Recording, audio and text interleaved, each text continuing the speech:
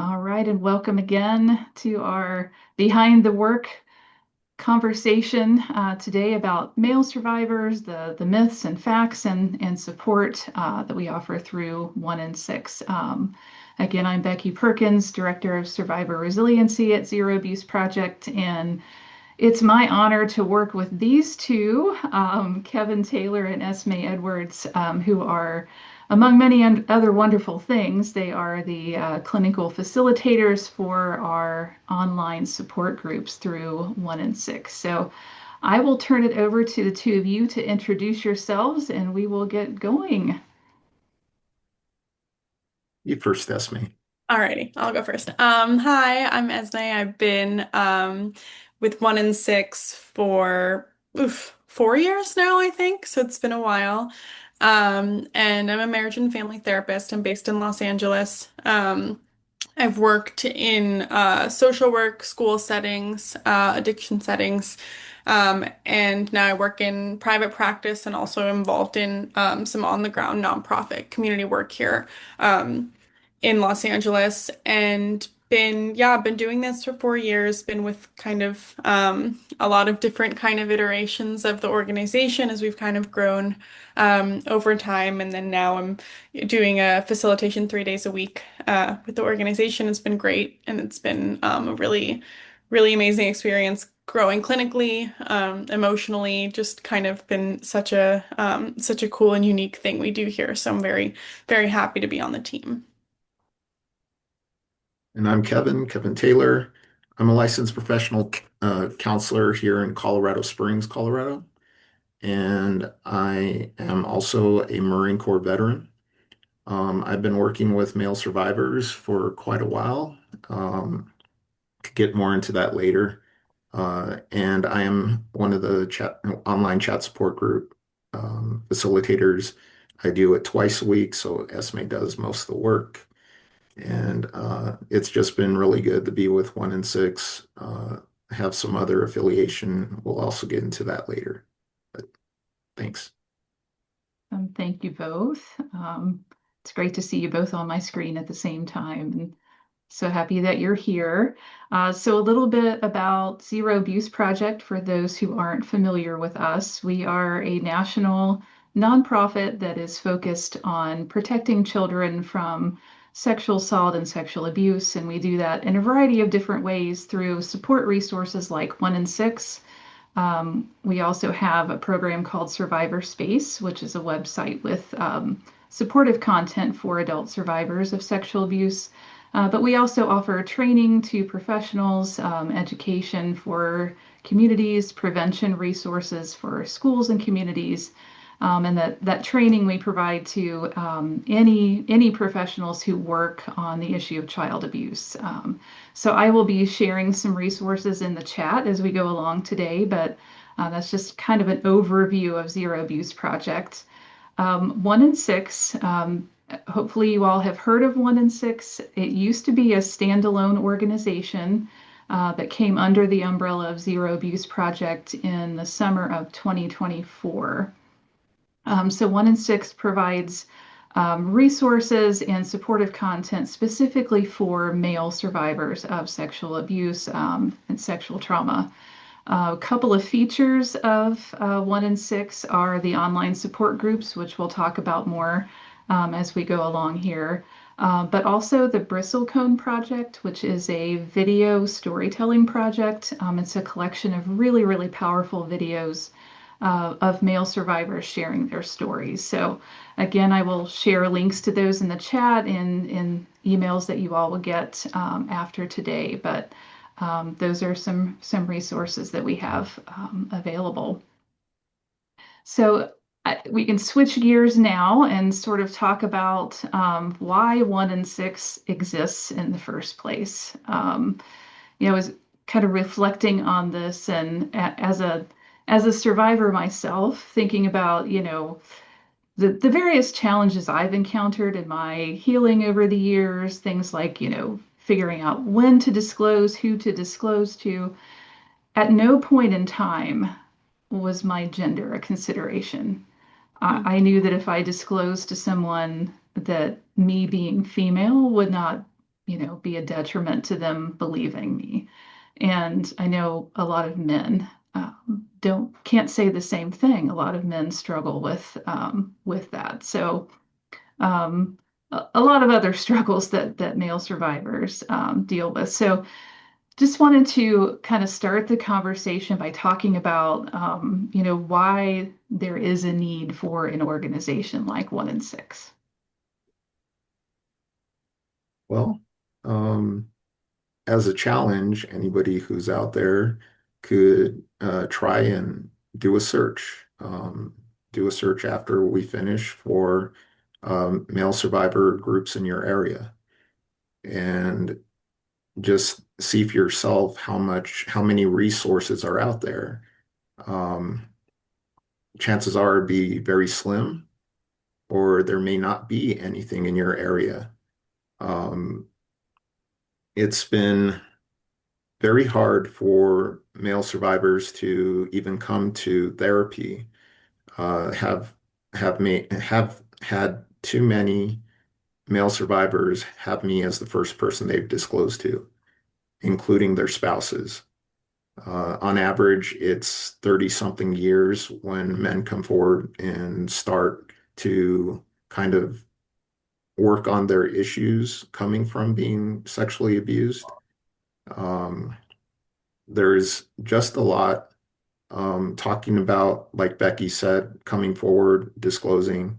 One major difference with men is if men come forward, there's a lot of times where they are looked at as they are an abuser or that they are going to be a sexual abuser. It's not a vampire type thing. We kind of call it the vampire syndrome or vampire effect, but that's not how it works.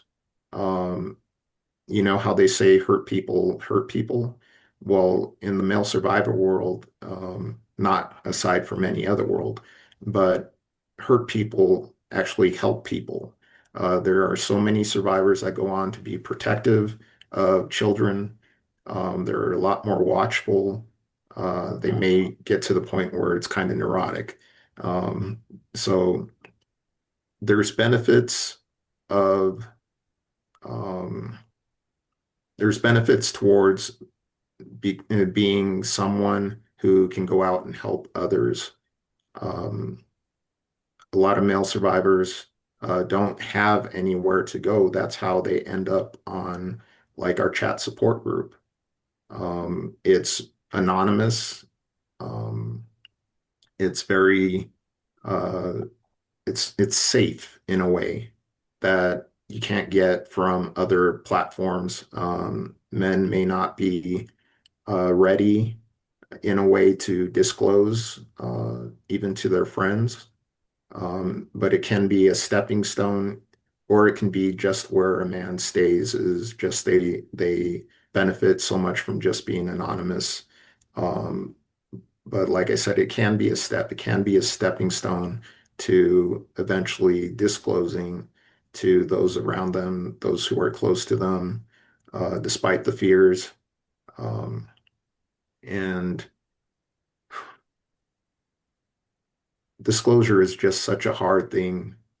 Um, I want to say it's harder for men than women, but trying not to be biased, it is just hard, period.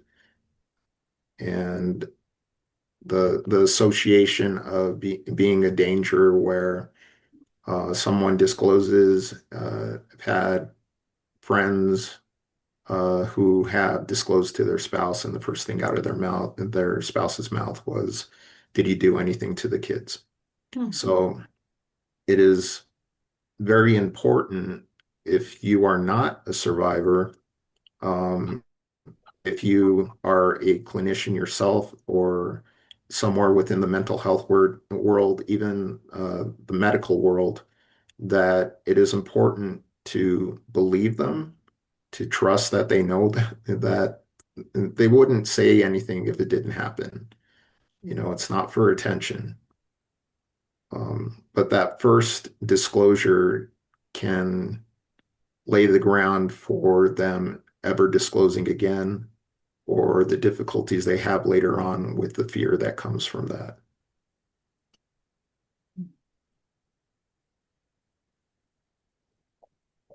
Yeah. Yeah. Well said. I mean, yeah, you're right. Disclosure is hard, no matter who you are or when it is. I think is it like 53? Is that the average age of men to come forward and disclose? That sounds about right. Yeah. I mean, I mean, that is a long time to carry the burden of that secret. That's even if they're married, have a long-term relationship, Mhm. and all of a sudden one day they just let it out.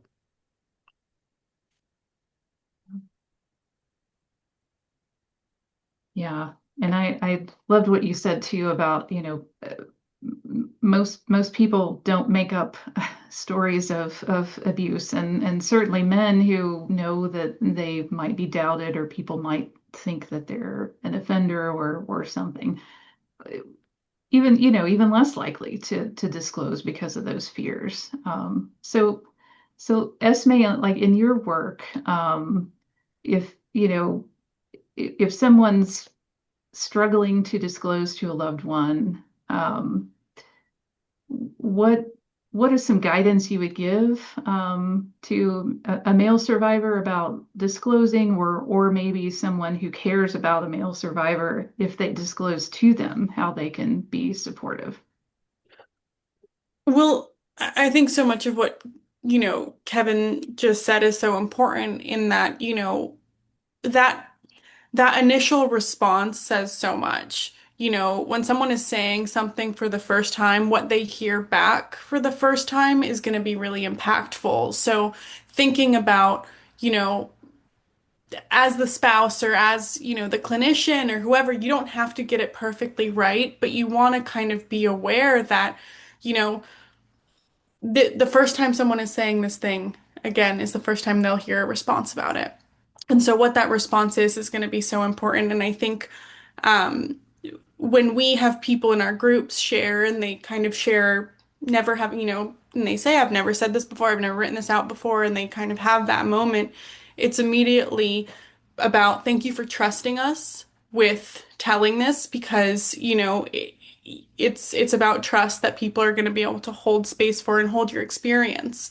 And, you know, I think right now with what we're seeing with how ill-equipped we are as, larger systems to hold these stories and, give care to them and not gaslight or put them under, just brush it under the rug. That's being communicated on this kind of larger level right now. So in our kind of intimate relationships and intimate relationships being clinician and client, spouse, partner, friend, how do you kind of then bring that care in? And I think it's that thing of thank you for trusting me and what do you need from me to feel seen, supported, and heard here? And I think when you can give someone that experience of simply seeing that experience that they've had and not making it about the details or the timeline or the facts and the logistics, because that's not what's needed. It's really just about the experience of saying the thing. Yeah. Yeah, well said. Absolutely. So, so Kevin, what are some of the uh, other like myths or stigmas that male survivors encounter? So you talked about like people assuming that a male survivor may become an offender. Um, Maybe talk a little more about that, or even some of the other myths or stigmas that male survivors encounter.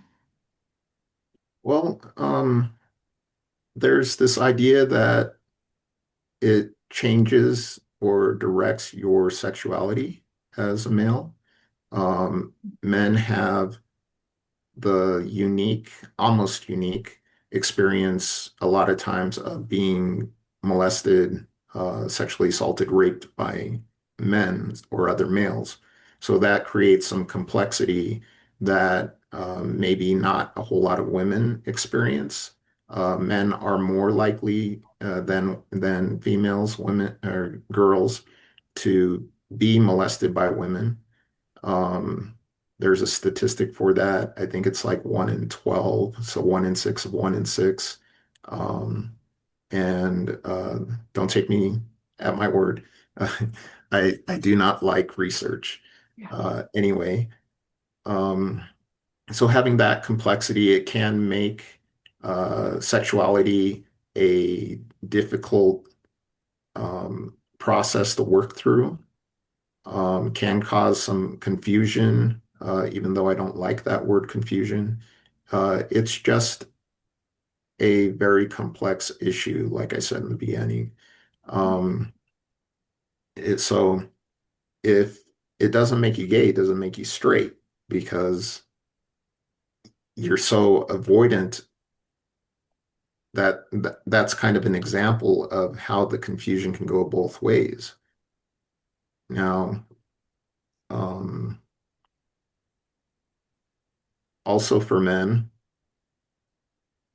there's this idea that they could have fought back, um, and especially when when their abuse happened as a boy, even as an adult, fighting back, there's still the trauma responses that everyone reacts to differently.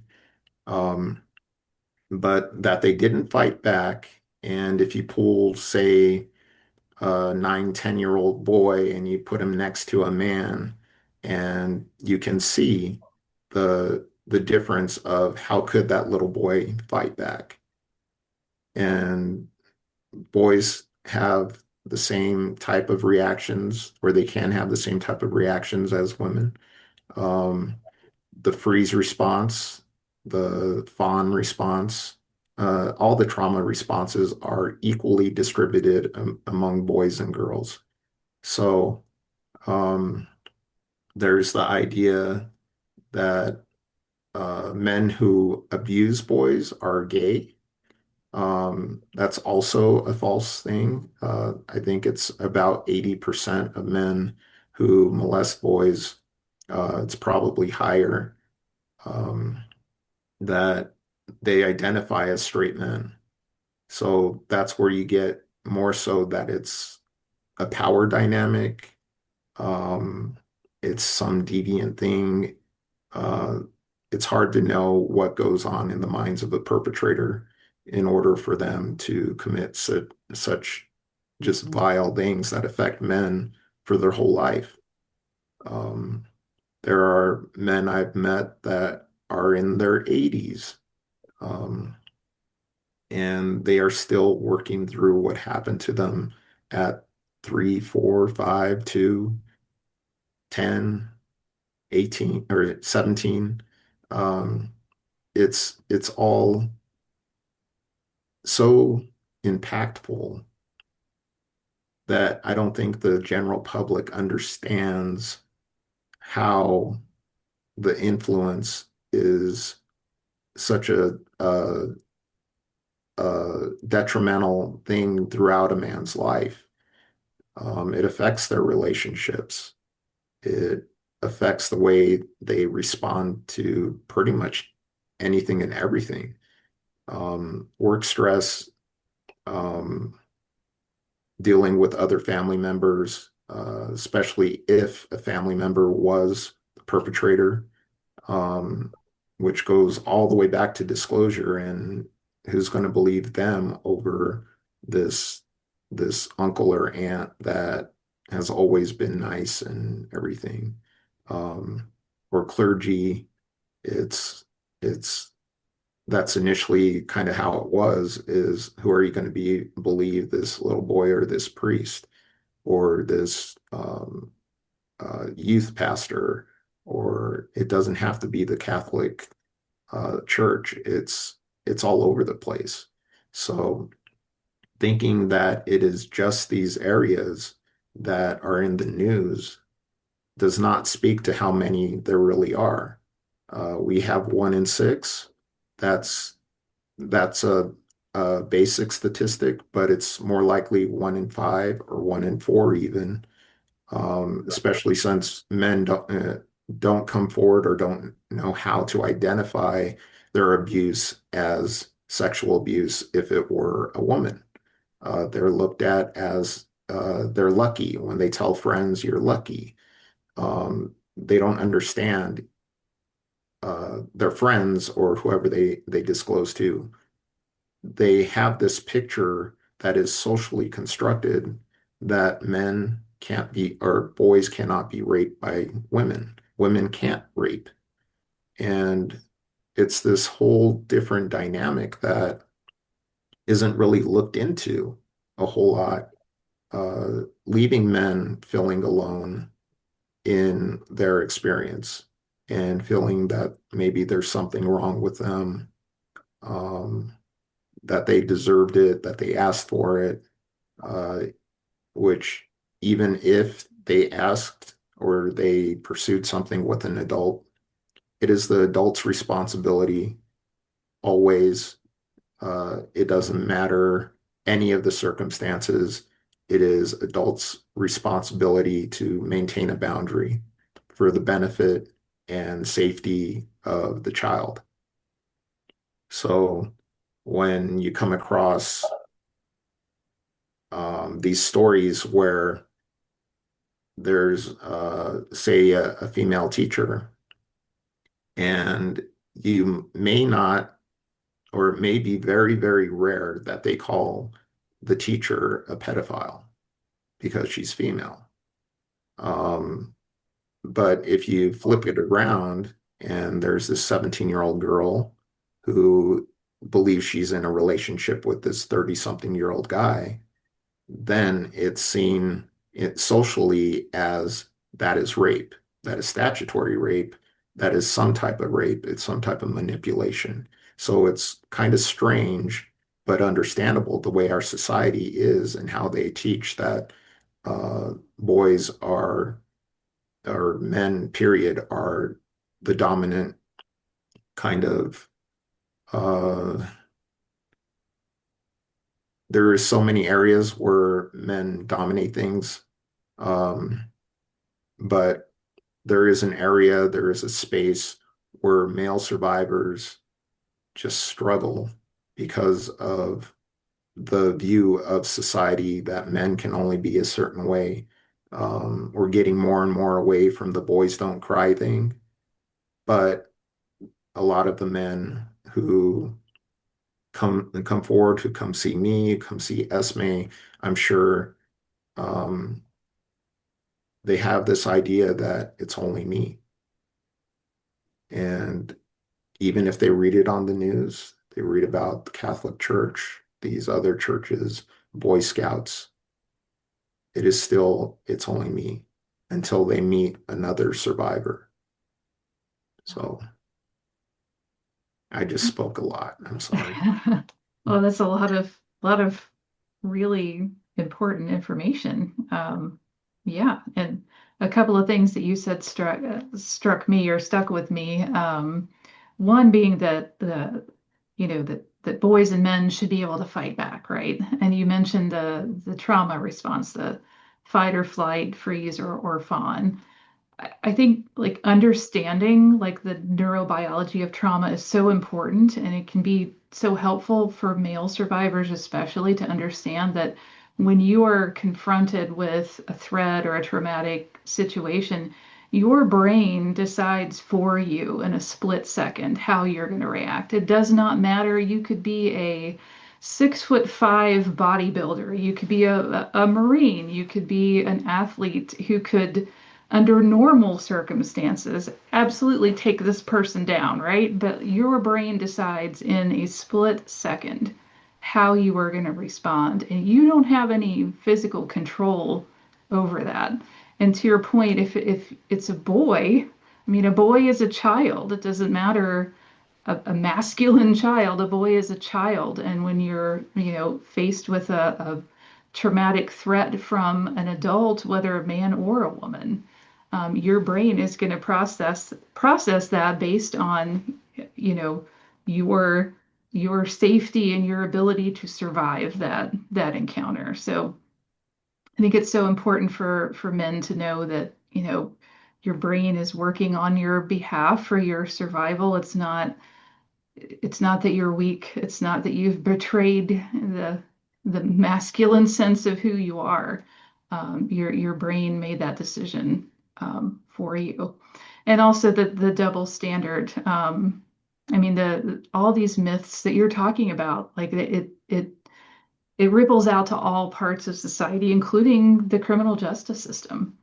The way that the system understands how abuse happens, who commits it, who are the victims. Even when you have a female teacher who is convicted of sexually abusing a boy, a male student, uh, which is sadly rare, the length of the sentence is almost always less than it would be for a male teacher having abused a female student. So it ripples out into all parts of society, sadly.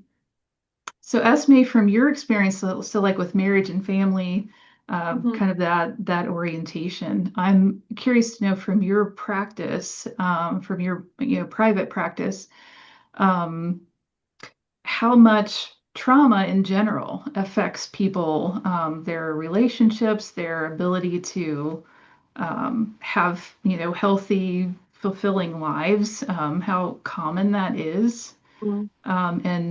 And like Kevin mentioned too, that feeling of kind of like not being in control or kind of having that feeling powerless can affect men especially, I would think. Yeah, it's, s- people experience trauma in such different ways, right? Or their traumatic experiences vary so much, and then the ways that that trauma informs so much of their life, so much of their interactions. And sometimes it can feel like a clear through line for a client where this thing happened and therefore this. And sometimes it's a bit more of a kind of journey to find why is this coming up in this way? And how can we kind of look at and connect back um, to that kind of core experience. And, you know, so much of kind of the work I do with clients is around, what are the kind of stories that we have about ourselves and how do our kind of traumatic experiences dictate those stories. And so when, someone tells themselves, in an instance of sexual abuse or sexual assault, like I should have done more, I could have done more. That tells you a story about your ability to stand up for yourself. And part of the work as a therapist is to kind of help the client and create a space for the client to find a new story for themselves about I can stand up for myself. I did the best that I could, and now this is what I'm doing different. And in our, in our groups, we also talk about those kind of smaller selves. And there's so much inner child work that we do in our groups, and then I do in my practice as well around, that part of you and that, that smaller self, that inner child that couldn't say no. What does that look like for you now? And how can you kind of care for that inner child who wasn't cared for in your everyday life now? Um, and the way it shows up in, relationships too with trauma is I've been talking about with clients kind of the idea of abandonment. And so much of the time we think about people, they abandoned me, meaning they left me. But abandonment is also betrayal in they abandoned their role. And so much of what, Kevin was talking about, perpetrators that are in these roles of supposed to be a caretaker, a parent, a member of your clergy, your coach, they abandon their role, and they betray their role. And in doing that, the child is abandoned and they're not protected. And then the system abandons the child by not protecting it. So we have to look at kind of who abandoned us and, what abandoned us, and then what do we need to do to come back to feeling safe again. And oftentimes it's what are those other relationships and those other people that make us feel less alone when we were so isolated in those experiences. And, I think our groups function as such a kind of space of security for people of, you know, it's 5 days a week that people, and it's, it's so often the same people every day, and, come together and talk and again recreate or create a space that gets to be healing around something that was so harmful. And I think that's something that I find is so special about doing trauma work is that you get to kind of be in a space of creating a new pattern for someone when that previous pattern was, caused so much damage. Yeah. Yeah. Beautifully put. And I want to talk about our groups more, but before we do that, I wanted to ask you both just a question about the Bristlecone project that I mentioned earlier. So it's a collection of videos where men are on camera sharing their story and how the abuse that they've experienced has impacted their life. So just in the last I don't know 2 or 3 months, we have added I think like six new bristlecone videos to a very large collection of amazing videos. But just these six videos, which are all different men, all different experiences, have had almost 500,000 views Mhm. on YouTube. So when you hear that or when you think about that, what is it about, being able to to hear or to watch a male survivor telling their story? What about that is so powerful that speaks to men who are watching that? Mhm. Well, my first thought is so many people are looking. So many people are putting in keywords and search words that bring them to those videos, which means so many people are looking for answers and support. And I think that, you know, when you hear someone's story and it resonates with you, you feel less alone. And the story doesn't have to be exactly the same. I mean, everyone's story is different, but there are those core threads there. And when you can identify with that core thread in the story, it makes someone say, "That's not me, but that's a feeling I've had," or that's a conversation that I had." And I think those kind of I love the Bristlecone Project because it's storytelling and like any story that we read, whether it's a movie or a song, we find parts of ourselves in it. And so for people to have that experience, I think they get to see a little bit of their own experience and it resonates more for them in a way that, sometimes when we read a news story, it feels so distant. But when you have someone talking so intimately, that they see that in that way. So that's kind of my kind of initial reaction. I didn't know that that was the numbers that we were getting on those videos, so that makes me really happy to hear that it's so accessible and impactful for people. Yeah. Well, one of the things I found is the loneliness that comes from being a male survivor. Was saying before that it's only them. Um, and that feeling can be so deep. That's where disclosure becomes so important. And with the Bristlecone project, it's I think it's such a good resource for men to see other men's faces, to be able to see that, oh, I relate to this part, I relate to this, or they're telling my story. I just so happen to be a participant in the Bristlecone Project. I am a survivor, a male survivor myself. I was groomed by my first abuser, then I was trafficked for 3 years, and then I was abused by a priest. So that's my story in short. Um, it's out there. It took me years and years to get to the point where I could be open about it, to a degree where I felt that it could benefit others. Um, when male survivors come into my office and they tell me that they are a survivor, I go ahead and I disclose to them that I'm a survivor myself. And every single time so far, I was the first male survivor that they ever met, knowingly. So that should tell you how um, just difficult it is for anyone to come forward.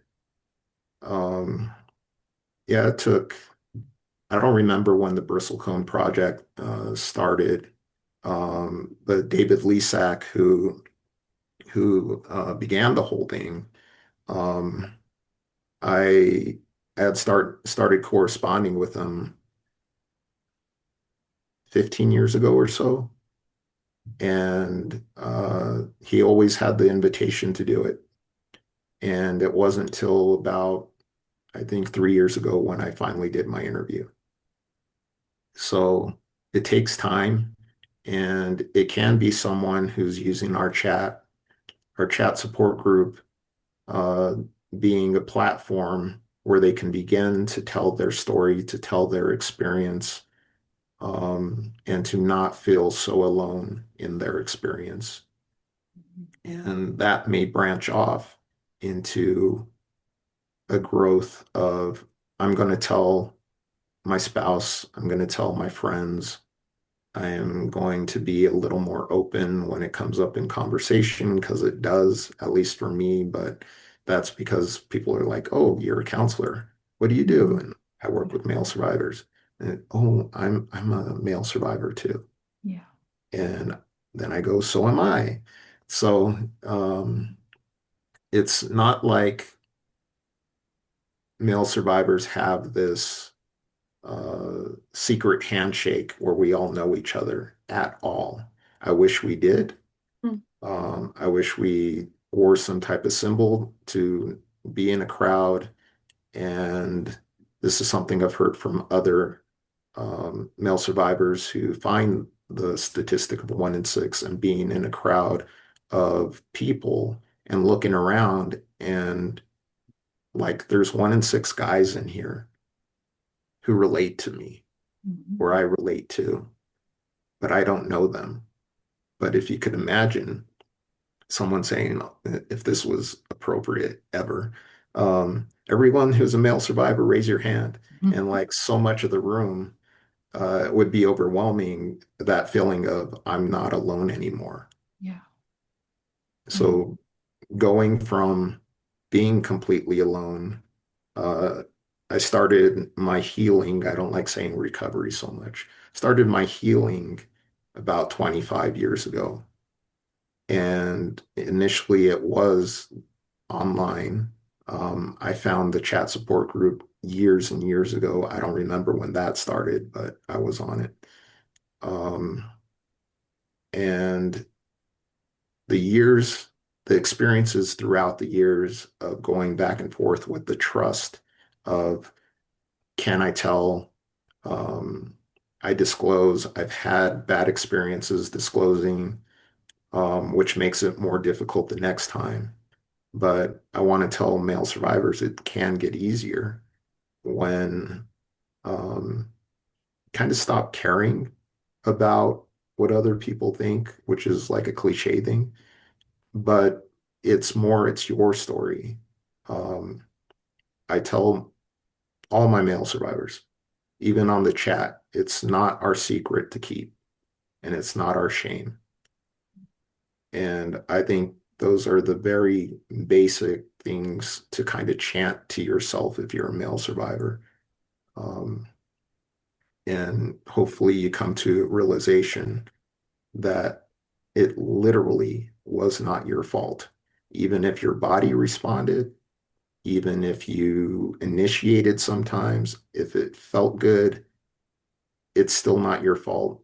It was their responsibility to keep a boundary and to not even introduce any part of uh, sexuality at a vulnerable age or even teens, um, an introduction of this is a full-grown person, male or female, and they are doing something that they should not be doing with a kid. So I think I spoke enough.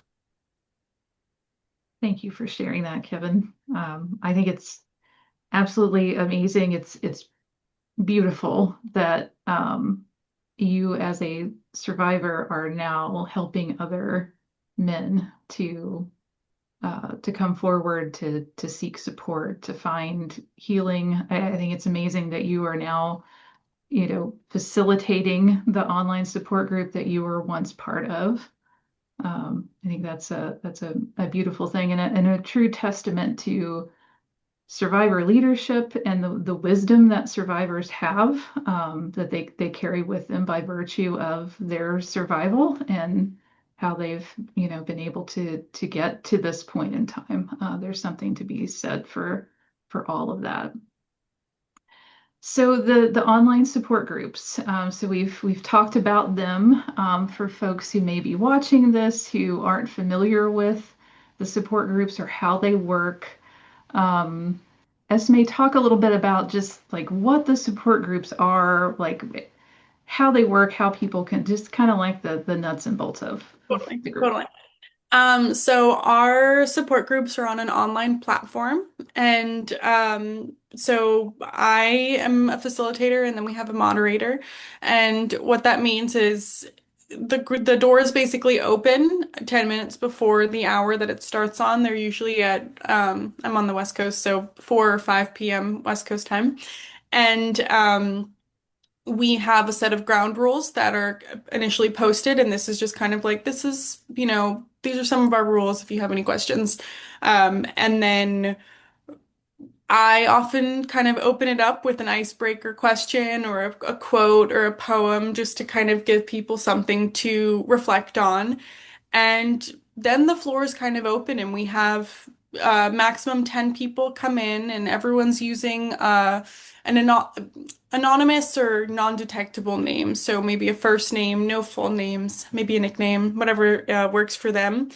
And people just kind of start sharing. And because of the consistency, there's people, we get a lot of like, oh, hey, nice to see you again. And, there's that kind of familiarity that's built. And over the course of an hour, people share and talk. And as the facilitators, we, guide the question. Sometimes someone will have a direct question that we can answer for them. I've shared the Bristlecone project multiple times on there, different resources. Also provided just some psychoeducation for people around certain specific topics. And, there'll be days where people are kind of talking and sharing openly. There'll be a day where someone, this week, someone's like, hey, I've never said this before. I'd love to, can I share with everyone? And they share their story, and people respond. And, it's this, a beautiful 1 hour container for people to kind of come in and share and leave.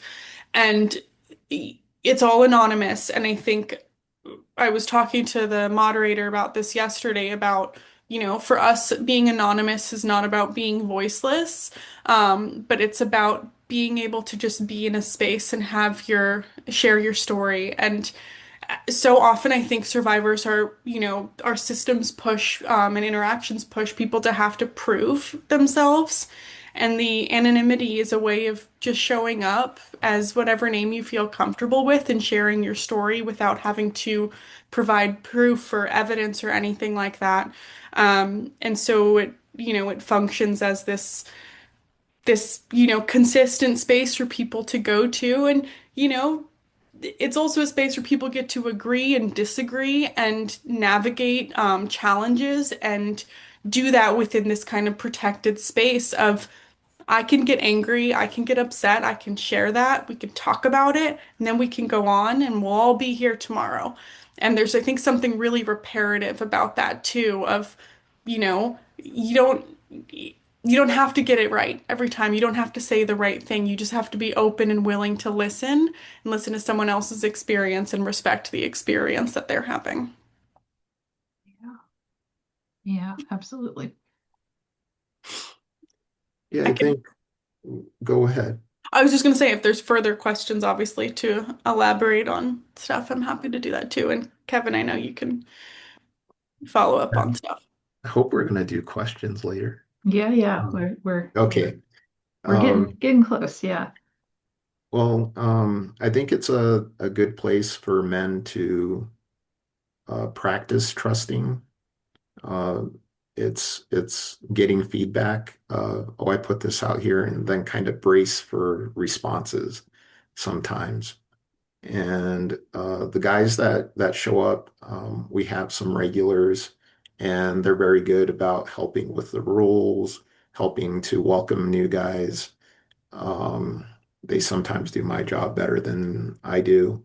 Um, but um, for the most part, when I'm running the group, I leave it pretty fluid. I have started putting some questions out there, and the guys seem to like that.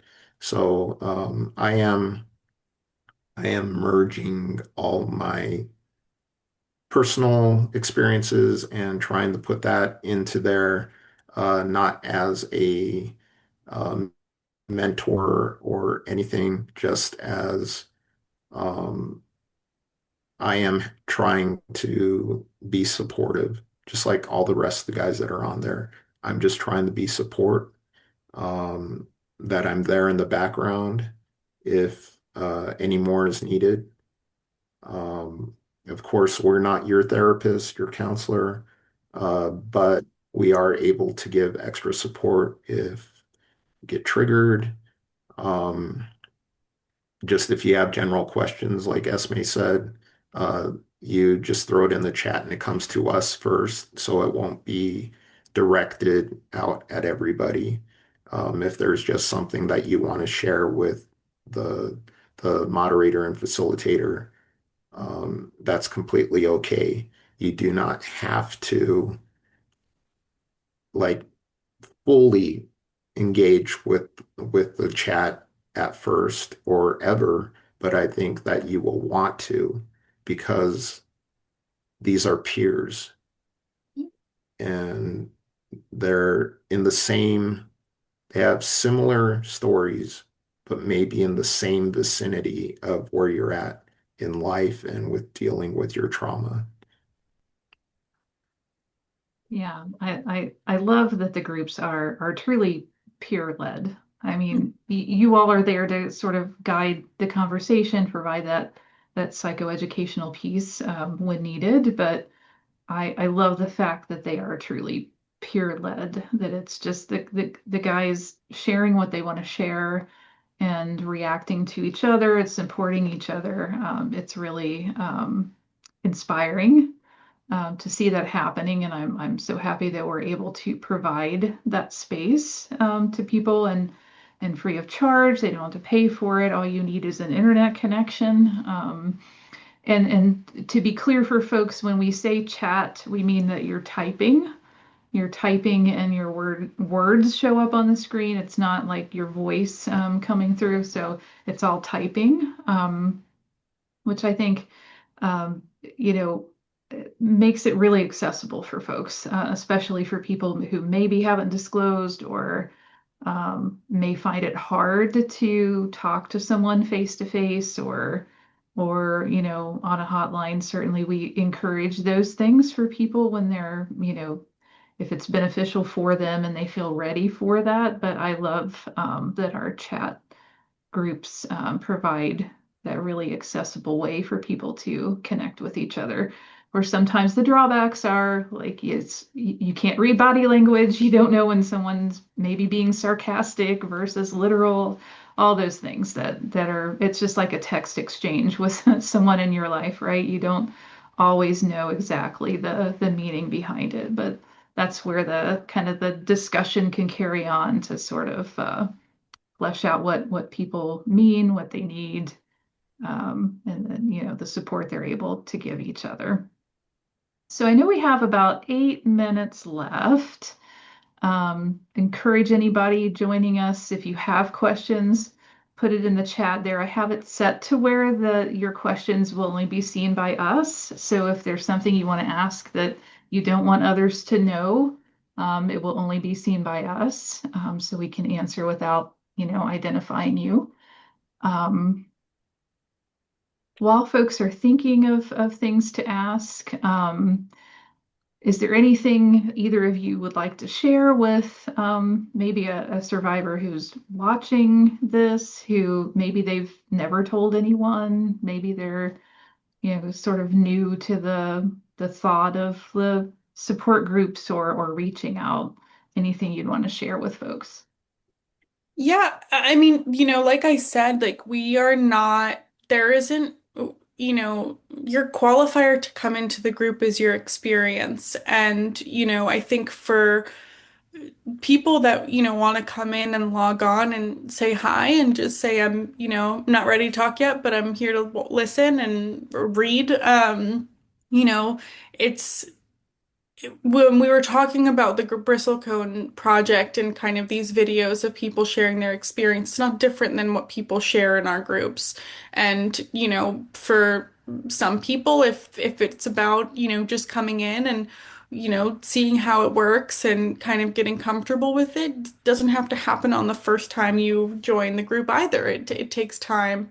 So I think there's I don't see harm in trying it out and seeing if it kind of resonates and feels helpful for you. And if it's not everyone's cup of tea, and that's fine. But I think for the people who it works for, it really, really works for. I want to go back to the seeing 1 in 6 men in a big room. If there's if you have 6 male friends, 6 males in your family, 6 males close to you, 6 males at work, if it's not you that's the male survivor, it could very much be one of them. So using that as a male survivor of um, kind of in a paranoid way of they're all around me, but it's in a good way, you know. It's it might help with not feeling so alone. And when or if you meet another male survivor, which I hope for every male survivor to meet others, um, there can be a certain connection where um, just that loneliness feeling I was talking about earlier, it kind of breaks that, and it almost dissipates it like completely, or it might even do that completely because it's for real. There's a flesh and bone person, this other man who survived something similar to what I went through. So I think it's important to try and put that in the back of your mind if you're a male survivor. Mhm. Um, the whole thing of, no, I'm really not alone. And along with that, what I said as it's not our secrets to keep. It's not our shame. And I'll add to that and say it's our stories to tell. Our stories are important. And for everyone else on Bristlecone and other places online reading other male stories, I feel honored, and I also feel connected to them in a way that also goes for my clients. Yeah. So, and the group members that come every week. So, Very well put, Kevin. We had a question come into the chat that I think is a really good question and timely. So how would you address sort of this notion of bandwagon empathy that everyone seems to have right now with the Epstein case happening? People seem to care about the issues, but when you personalize it or share as a male survivor, many will say you're taking away from the real issues. I will let you both answer that, but I want to say up front, what's not being reported in the news is that there are male survivors of the Epstein case, the people involved in that. I personally know a male survivor who is a survivor of Epstein. So it's not being talked about, unfortunately, but there are men who have also been victimized in this case. But more to the point of the question there. Well, my first thought is these are the real issues. Yes. It's all connected, and these like stories that were, these experiences we're talking about in the news are all happening all over. I mean, these statistics all kind of ring true across whether or not it's happening on a private island or it's happening at a camp or at a school or in a family, right? So, you know, we don't want to kind of put this news story on some other plane that's happening. It's all intrinsically linked together. So I think, again, these are the real issues. And just because it is not a person who is big and famous and rich, it doesn't mean that it's any less important to be talked about and to be honored as an experience. So I think if we can kind of when we look at this as this is something that happens everywhere, and the only thing that it tells us is just how pervasive it is, I think is a way to kind of bring that onto the level of being something that happens so much. I think, you know, there's bandwagon empathy and then there's bandwagon action. And I think that ideally we will see more action around this with, systems standing up for people. Um, but making sure that, people know that survivors are survivors, regardless of who the perpetrator is. And if we can kind of, I think, take away the hierarchy of who's done it and focus on who it happened to is where the real healing ultimately begins. Yes. I like that, taken away Yeah. from who's done, or taking it to who's done it instead of or I got it all mixed up in my head already, but it It was makes a it sense was to a me. tongue twister. Yeah. Um, Focusing less on who did it and more on who it happened to. exactly. That's exactly what I said. Yeah. Um, but Yeah. yeah, I think it it's similar to when the Me Too movement came out and how so many men felt left out. Hmm. Um, and personally feel like by us telling our stories that it can change the way social norms are, that males can't be raped for years and years. It wasn't possible in people's minds for boys to be raped. Um, I don't think it started until like the 70s or 80s where it started coming out. I'm not sure. Um, but this idea that it just doesn't happen, and when it does happen, say an example real quick, a boy is like 5, 6 years old. Then they get into their teen, like everyone cares about them when they're 5, 6 years old up until they're around kind of 14, 15. By 16, it's like they kind of disappear into the ether, um, and become these men that haven't disclosed or have such a hard time disclosing. And it's what happens um, after the experience. Does it get stuffed down, or is it something that you can work on? So I hope that men don't wait so long. I hope that men would start as soon as possible if they need to get a therapist, if they need to tell a friend, someone close to them. Um, my advice, I don't give unsolicited advice, but to tell someone in your life, at least one person that you believe you can trust. It is so important to get your story outside of yourself, because otherwise it's just that secret that is with me, it was eating me up. So, I know we're at the hour, but there was one last question that came through just to address quickly. If either of you need to go because you have other clients, please do.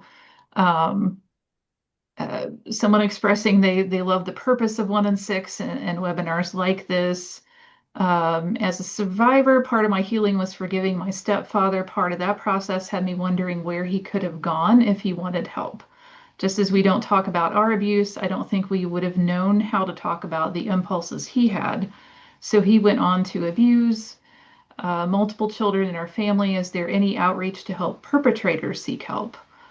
It might not have saved me, but I often wonder if it would have, if he'd have been able to get help. So that's, yeah, I don't know of resources for for folks for perpetrators seeking help, but maybe you all do. I don't know. I had one resource because I have had male survivors who were offenders try to start therapy with me, but unfortunately, I don't feel equipped and I have my own personal biases that I just can't take them on as clients. I don't feel like it's fair for a male survivor to sit in the same seat as a perpetrator. So, of course, there's many male survivors who have perpetrated, but the vast majority do not offend. So let me see. I'll try and look that up if Esme wants to say anything. I have to hop off in a second, but I don't have a resource that I can think of. I would say finding a therapist that, referral networks for therapists that do and, have the capacity and are equipped to, do that work is sort of my gut instinct, of where to direct someone, but I don't have a specific resource. But I am going to jump off. So thank you Thank all you so so much much, for attending. Esme. Sure. Appreciate you. Thank you all and have a great day. Thank you, Bye, you Esme. too. Thank you. So I Um, found, I guess since I'm in Colorado, I found one for Colorado. And I would say the only thing I searched for was sexual offender therapy organizations. So maybe that could find something in your state.